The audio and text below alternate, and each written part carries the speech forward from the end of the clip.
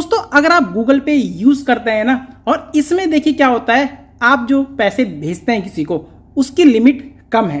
तो किस तरीके से दोस्तों आप पता लगा सकते हैं कि आपका जो बैंक अकाउंट इसमें लिंक हो रखा है ना, उसकी लिमिट है कितनी, जिससे क्या पता चल जाएगा आपको कि आपकी डेली लिमिट होती कितनी है। तो कैसे आपको ये पता करना होता है, चलिए हम जानते हैं। तो सबसे पहले गूगल पे ऐप को हम ओपन कर लेते हैं।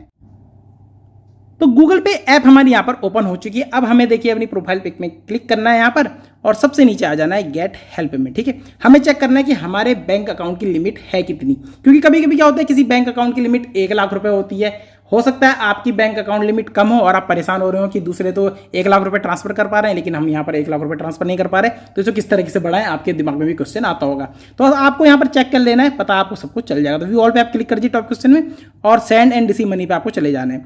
यहाँ पर आपको limits how much you can send पे क्लिक कर लेना है, और सबसे पहले तो आपको ये चेक कर लेना है। देखिए इसमें आप एक दिन में 1 लाख रुपए ट्रांसफर कर सकते हैं, 20 टाइम में ये ट्रांसफर आप कर सकते हैं। ठीक, लेकिन आपकी बैंक अकाउंट लिमिट यहाँ पर अलग भी हो सकती है। तो learn about different bank limits पे आप क्लिक करना है, और यहाँ पर अपने बैंक अकाउंट को आपको सर्च कर लेना है। ठीक है, जैसे कि इलाहाबाद बैंक अगर आप करते हैं तो यहाँ पर आप देख सकते हैं जो यूपीआई ट्रांजेक्शन लिमिट है वो देखिए 25,000 है, और यहाँ पर यूपीआई डेली लिमिट से 1 लाख है।